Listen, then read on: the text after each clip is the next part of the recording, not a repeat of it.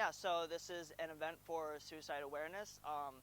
I've been doing it for several years by now, but this is the first time I'm doing it in Miami, and I was lucky enough to have the band here with me to help support, and I also had Cope here, a couple of my good friends, and of course my family was here.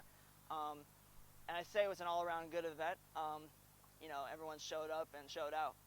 That's awesome. And what's your connection to Frost? I noticed your shirt and the fact that you were out there.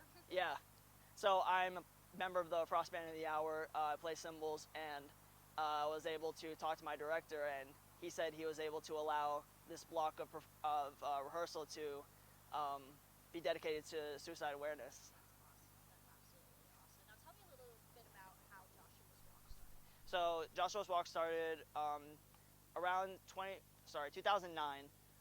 My dad unfortunately passed away from suicide, and I decided in 2019, which was when I found out that he had died. Originally, just I was just said that he died of like a sickness, but then like that's when I found out he died of suicide. So my mom and I decided on that day we were gonna hold the walk for suicide awareness, and it was just gonna be 1 mile.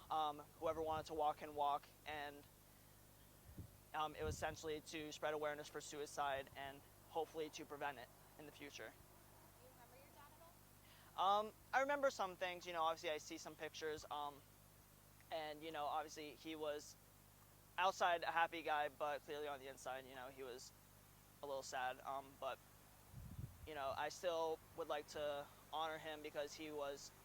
Anytime he was around someone, he was always very joyful, from what I've heard. So, um, and I want to make sure I continue that legacy. You can say anything to him right now. Uh, I know it's hard. yeah. I would just say, hi, Dad. I miss you.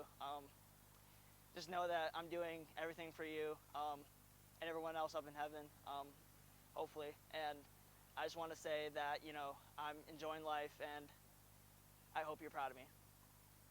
How do you hope that this walk, this initiative that you and your mom have been able to create and spread, not only here, but not only in your hometown, which is where?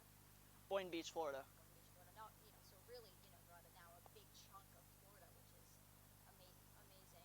How do you, what would you say to anyone that's looking into this initiative that might be feeling some of the similar feelings your dad felt? Um, Generally, I would just say, my this obviously doesn't work for everyone, but just like we do out here, have a walk. Just like spend time with yourself. Just like I found that like walking has been like a huge form of therapy. It's just like, or at least like enjoying the outside, enjoying nature. You get that dopamine, serotonin, whatever. You get those happy chemicals in your body that make you feel great. And I feel like in general, if you do it with a person that you enjoy talking to, you get to walk and talk with them, and it's some sort of therapy that's, it's like it's magical. I think it's really great. Yeah, happy chemicals. I love those Happy happy chemicals. chemicals. I don't listen. I'm calm, so I don't know about you either. Yeah. I think that's really all for me. But is there anything else that you would like to add? Um, we're gonna continue it. We're gonna probably do one next year, most likely, if the band is willing. I hope they're willing, and they're always down for a cause. Also, if anyone else is, you know, suffering out there from any sort of bad thoughts, I suggest they, you know, help take a walk. Talk to a therapist if needed.